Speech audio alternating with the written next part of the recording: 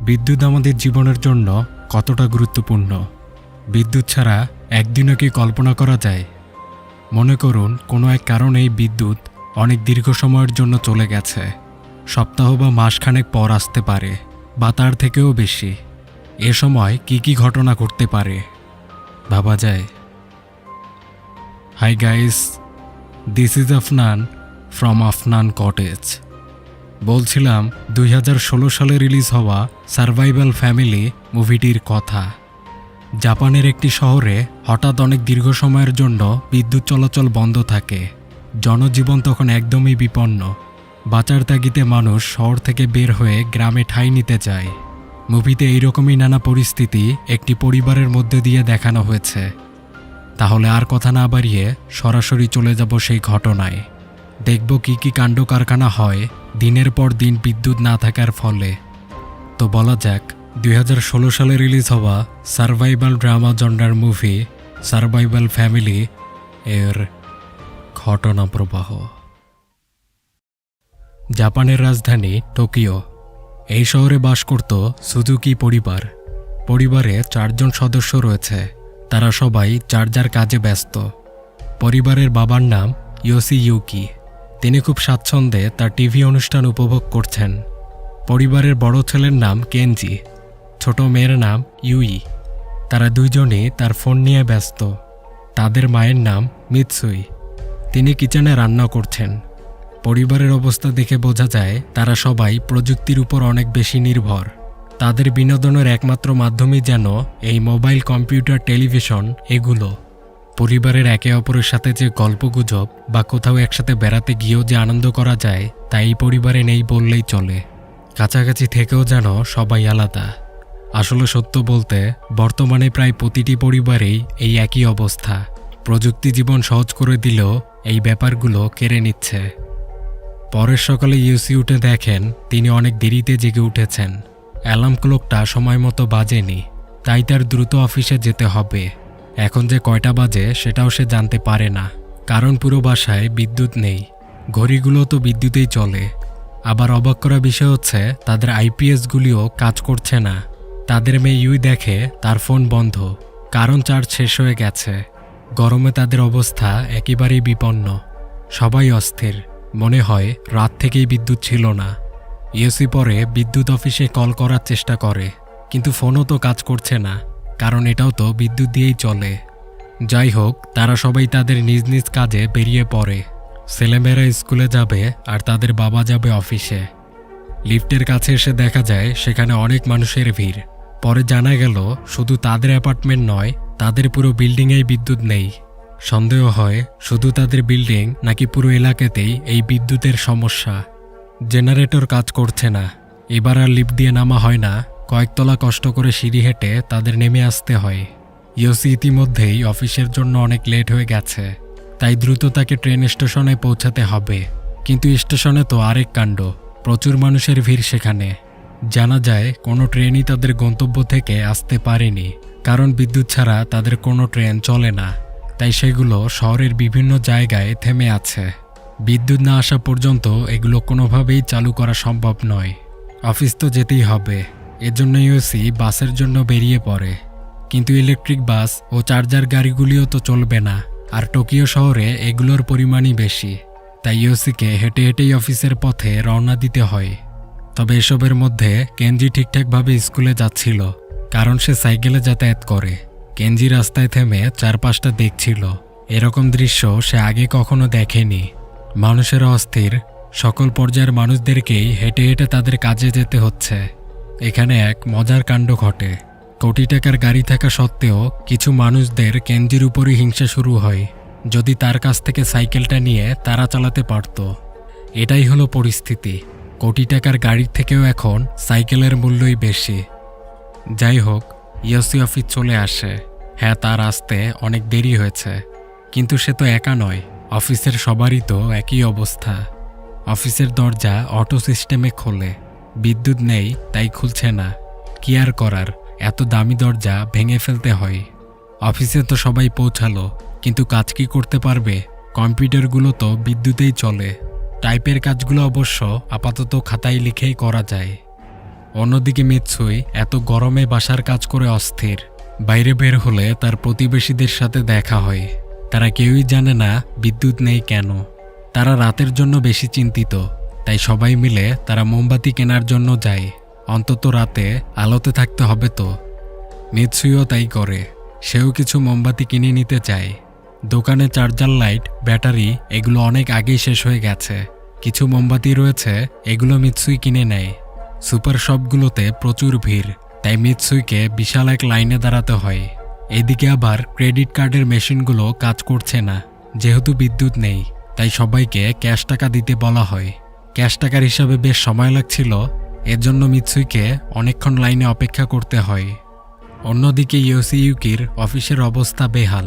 কেউই ঠিকঠাক কাজ করতে পারছে না। কোনো ইলেকট্রনিক্স ডিভাইসই তো কাজ করে না, তাই সবাই উদাসীন হয়ে বসে আছে। কেউ কেউ বলে এটা স্বাভাবিক কোনো বিদ্যুৎ বিভ্রাট হতে পারে না। বিদ্যুৎ অফিস থেকে এখনও তেমন কিছু জানানো হয়নি। আর সবথেকে অবাক করা বিষয় হচ্ছে আইপিএস জেনারেটর এগুলো কেন কাজ করছে না। এগুলো তো বিদ্যুৎ না থাকলেই চলে। যাই হোক, সবাই আশা করছে রাত অবধি সব ঠিক হয়ে যাবে। কম্পিউটারগুলি যেহেতু বন্ধ, তাই এগুলো ছাড়া আসলে তেমন কোনো কাজ করার নেই। এজন্য অফিসের বস আজকের জন্য সবাইকে ছুটি দিয়ে দেন। রাস্তায় কোনো যানবাহন নেই। কিছু মানুষ তো তাদের গাড়িকেই ঠেলে নিয়ে যাচ্ছে। এভাবে আর কতই বা হাঁটা যায়। এজন্য ইউসি এক বাইসাইকেল শপে আসে, কিন্তু সাইকেলের দাম তো আকাশচুম্বী। এই দামে আগে 3টা সাইকেল কেনা যেত। বোঝা যায় সবাই এই সময়ের সুযোগ নিচ্ছে। করার কিছু নেই, ইউসিকে একটি সাইকেল কিনে নিতে হয়।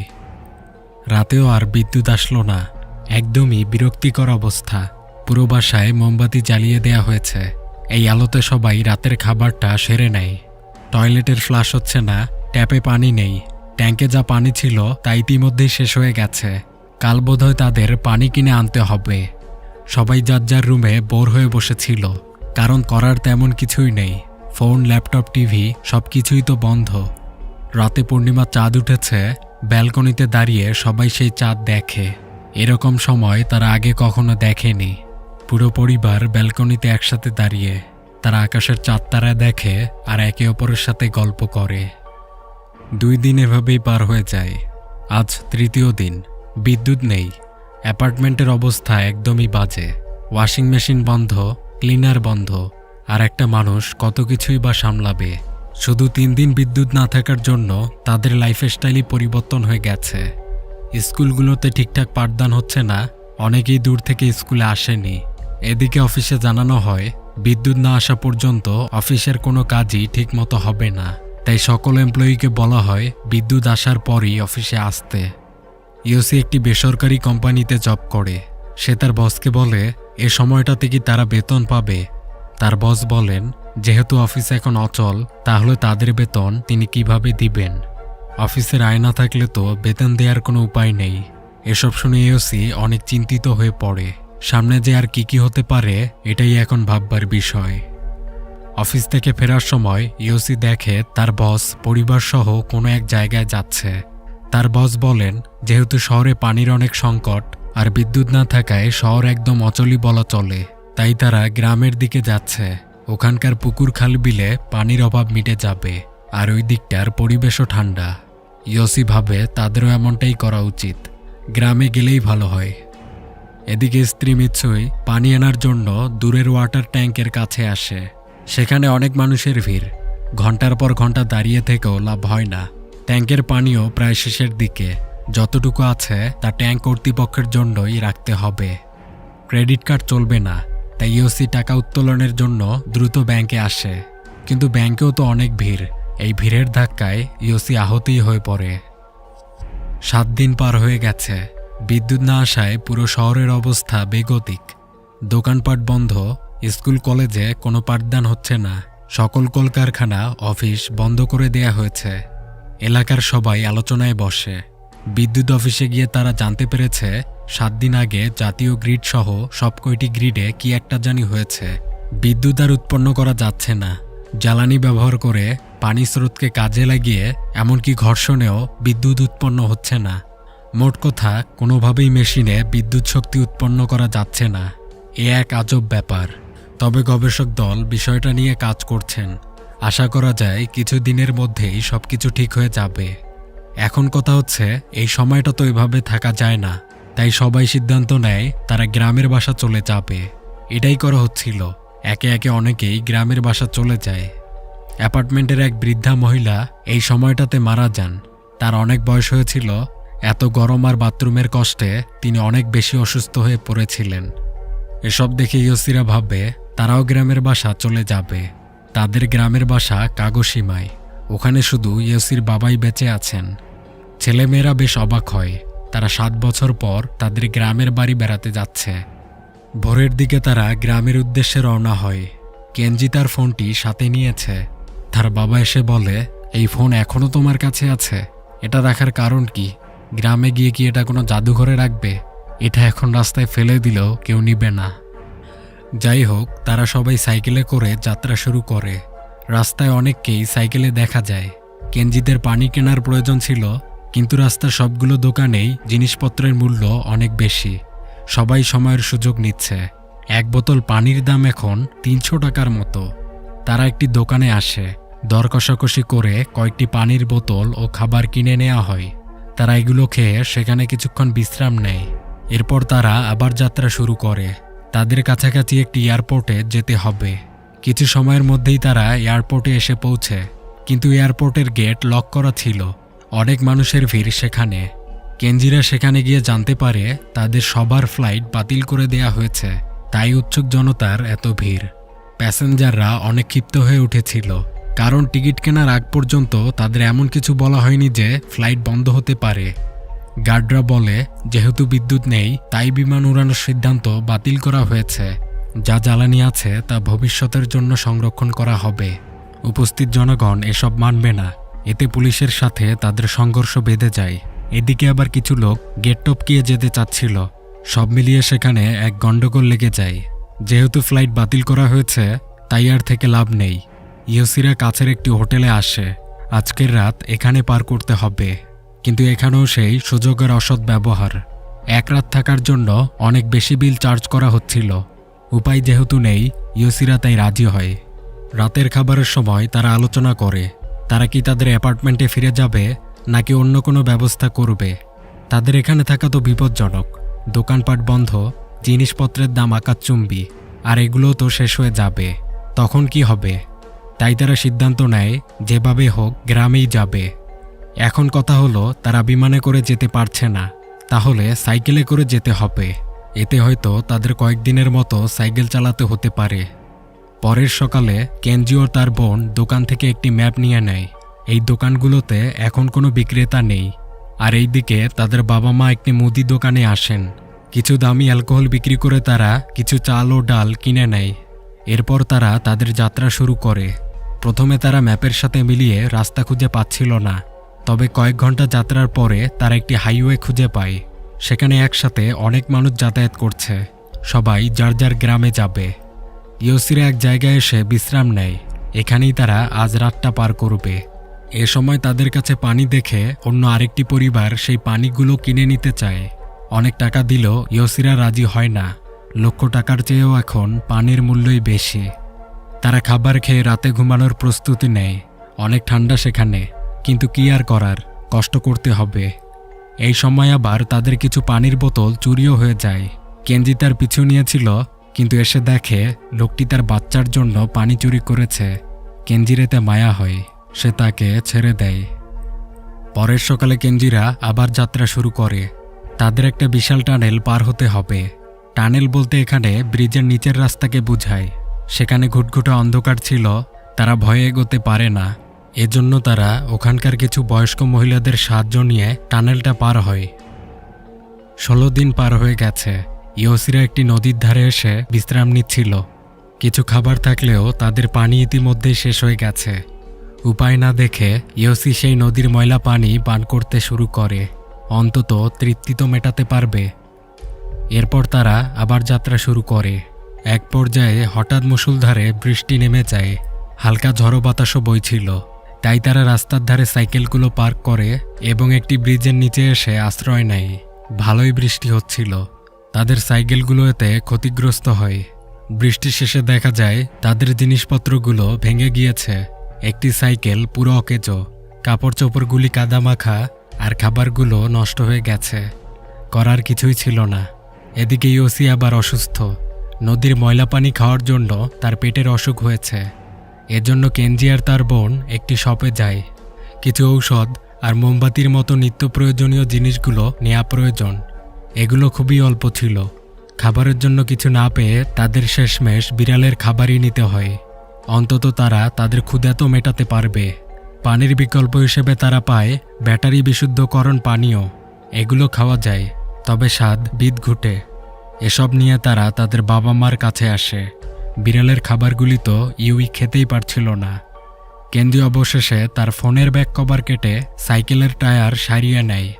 এরপর সবাই মিলে আবার তাদের যাত্রা শুরু করে। ব্যাটারি বিশুদ্ধকরণ পানি আর বিড়ালের খাবার খেয়ে তারা সপ্তাহ পার করে দিয়েছে। যাত্রাপথে তাদের এক পরিবারের সাথে পরিচয় হয়। পরিবারটি বেশ স্মার্ট। তারা আয়ুর্বেদের নানা ব্যবহার জানে। পরিবারের একজন বলেন, বন জঙ্গলে এমন কিছু গাছ আছে যেগুলো সেদ্ধ করে খাওয়া যায়। এগুলোর অনেক পুষ্টিগুণ রয়েছে। পরিবারটির কাছ থেকে কেনজিরা অনেক কিছু শিখে নেয়। কিভাবে পানি ফিল্টার করতে হয়, কোনো খাবার কিভাবে অনেক দিন পর্যন্ত সংরক্ষণ করা যায়, এরকম অনেক কিছুই। পরিবারটিকে সাথে নিয়ে তারা কিছু পথ একসাথে পাড়ি দেয়। এরপর তারা যার যার গন্তব্যে চলে যায়। ৪৩তম দিনে কেনজিরা এক বাজারের কাছাকাছি আসে। সেখানে ভালো খাওয়া দাওয়ার ব্যবস্থা ছিল। নদীর বিভিন্ন প্রজাতির মাছ সেখানে রান্না করা হয়েছে। মানুষ সেগুলো খুব স্বাচ্ছন্দ্যে খাচ্ছিল। কেনজিরাও খুশি মনে লাইনে দাঁড়িয়ে যায়। কিন্তু দুর্ভাগ্য, তাদের সময় আস্তে আস্তে খাবারগুলো শেষ হয়ে গেছে। ইয়োসি দোকানিকে অনেক অনুরোধ করে, এমনকি তার পা পর্যন্ত ধরে কিছু মাছ রান্না করে দেওয়ার জন্য। কিন্তু আজকের জন্য যেসব মাছ আনা হয়েছিল তা তো সব শেষ হয়ে গিয়েছে। তাই দোকানির এখন আর করার কিছুই নেই। এভাবেই কোনোভাবে খেয়ে পরে পার হয়ে যায় ৬৭ দিন। তাদের ভালো খাবারের প্রয়োজন। তারা একটি ক্ষেতের কাছে আসে। ক্ষুধার জ্বালায় তারা এতটাই কাতর হয়ে পড়েছিল যে ওখানের পোকামাকড়ি তারা খেতে চাচ্ছিল। এ সময় ইউসি হঠাৎ দেখতে পায় সেখানে একটি শূকর রয়েছে। তাই তারা সবাই মিলে দ্রুত সেই শূকরটাকে ধরার চেষ্টা করে। অনেক চেষ্টায় ইউসি সেই শূকরটাকে মেরে ফেলতে সক্ষম হয়, কিন্তু সেটিকে তারা কাটতে পারছিল না। এরকম জীবকে তারা মারতে পারলেও তার মাংস বের করতে তাদের অস্বস্তি হচ্ছিল। এ সময় ওখানে এক বৃদ্ধ লোক আসে। তিনি এই কাটার কাজটা করে দেন। বিনিময়ে তাকে কিছু মাংস দিতে হবে। লোকটি ছিলেন একজন কৃষক। সামনেই তার বাসা রয়েছে। তিনি ইউসিদেরকে সাহায্য করতে চান। বাসায় তারা এসে প্রথমে কলের পানি খাওয়ার জন্য ব্যাকুল হয়ে পড়ে। প্রায় ২ মাস পর তারা টিউবওয়েলের মিঠা পানি খেতে পারছে। এরপর তাদের খেতে দেয়া হয়। এতদিন পর ভালো খাবার খাওয়ার যে কী সুখ, তা আসলে বলে প্রকাশ করার মতো না। ইউই তো খাওয়ার সময় কেঁদেই ফেলে। তারা অনেক তৃপ্তি নিয়ে খাবারগুলো খায়। যেহেতু বিদ্যুৎ নেই, তাই ফ্রিজের বিকল্প ব্যবস্থা করতে হবে। এজন্য তারা সবাই মিলে শূকরের গোস্তগুলি লবণ মশলা দিয়ে মেখে সংরক্ষণ করে। এটাকে শুটকিকরণ পদ্ধতি বলা যেতে পারে। তারা ১ সপ্তাহ ওখানেই কাটায়। তাদের গ্রামের পথে যাওয়ার সময় হয়ে এসেছে। তাদের এখন যেতে হবে। এ সময় বৃদ্ধ লোকটি তাদের কিছু খাবার দিয়ে দেয়। এগুলো নিয়ে কেনজিরা আবার তাদের যাত্রা শুরু করে। ধীরে ধীরে তারা গ্রামের কাছাকাছি চলে আসছিল। ৩ দিন এভাবে যাত্রার পর তারা একটি বিলের কাছে চলে আসে। কিন্তু বিলের উপরে কোনো ব্রিজ ছিল না যে তারা সেটা পার হতে পারবে। বিলের ওপারেই তাদের গ্রামের পথ। তারা যে ম্যাপ ফলো করে এসেছে তা আসলে অনেক পুরনো। এই বিলের কথা সেখানে উল্লেখ নেই। উপায় বের করতে হবে। তারা একটি ভেলা বানানোর চেষ্টা করে। কিছু খড়ি, লতাপাতা, ব্যাগ এগুলো মিলিয়ে তারা ভেলাটা বানিয়ে নেয়। আর এই ভেলা করে তারা বিল পার করার চেষ্টা করছিল। তারা বিলের এপারে চলে আসে, কিন্তু কাজ শেষ হয়নি। তাদের ওপারে সাইকেলগুলো রয়েছে, ওগুলো নিয়ে আসতে হবে। এর জন্য ইউসি তার ছেলের সাথে আবার ওপারে যায়। এ সময় আবার প্রচুর বৃষ্টিপাত শুরু হয়ে গিয়েছিল। আর তখন একটা দুর্ঘটনা ঘটে। তীব্র বৃষ্টি আর স্রোতের ধাক্কায় ভেলাটি ভেঙে যায়। আর এর মধ্য দিয়ে ইউসি ডুবে গিয়েছিল। যদিও ইউসি সাঁতার পারত, কিন্তু বিলে তাকে খুঁজে পাওয়া যাচ্ছিল না। বৃষ্টি থামলে তাকে বিভিন্ন জায়গায় খোঁজা হয়। কেনজি শুধু তার বাবার পরচুলাটাই খুঁজে পায়। হয়তো তার বাবা পানিতে ডুবে মারা গিয়েছেন। পুরো ফ্যামিলি শক হয়ে যায়। এরকমটা হবে তারা কখনো ভাবতেই পারেনি। ভারাক্রান্ত মন নিয়ে তারা এগোতে থাকে। 94 দিন পার হয়ে গেছে। তারা রেললাইন ধরে এগোচ্ছিল। এ সময় হঠাৎ তাদের উপর কিছু কুকুর হামলা করে বসে। ব্যাগে খাবার ছিল, আর এরই গন্ধে এতগুলো কুকুর তাদের পিছু নিয়েছে। কেনজির মা নিচের জঙ্গলে পড়ে যায়, আর এতে তার পা ভেঙে গিয়েছিল। পরে তার ছেলেমেয়েরা এসে তাকে উঠিয়ে নিয়ে যেতে থাকে। আবার সেই কুকুরগুলো তাদের পিছু নেয়।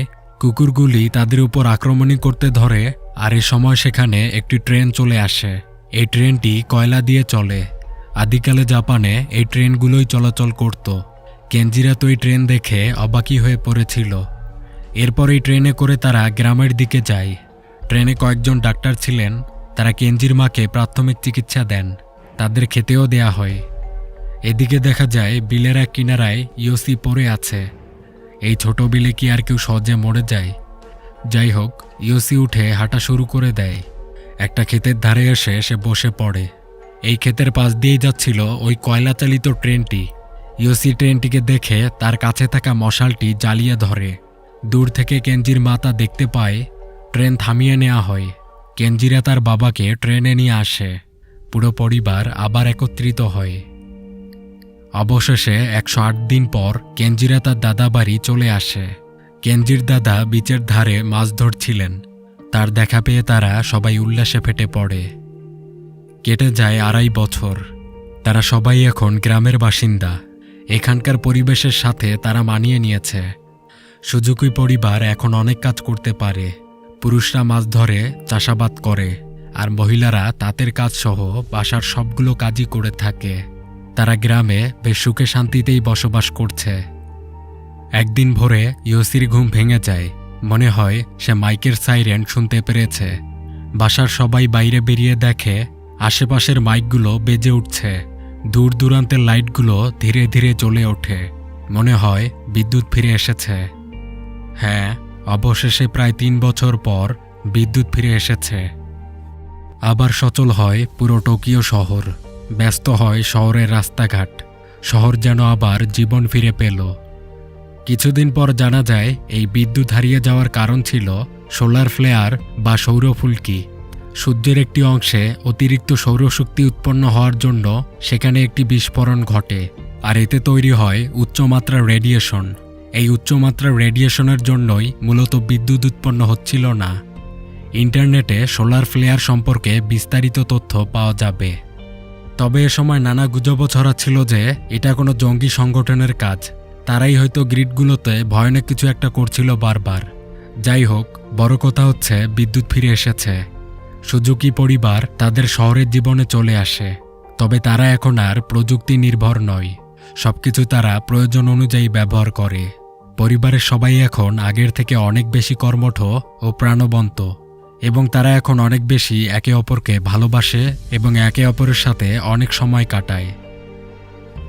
এই বিদ্যুৎ বিভ্রাট পুরো জনজীবনকে থমকে দিয়েছিল ঠিকই, কিন্তু তার পাশাপাশি এও শিখিয়ে দিয়েছে যে কিভাবে প্রতিকূল পরিস্থিতিতে টিকে থাকতে হয়, কিভাবে একে অপরকে সাহায্য সহযোগিতা করতে হয়।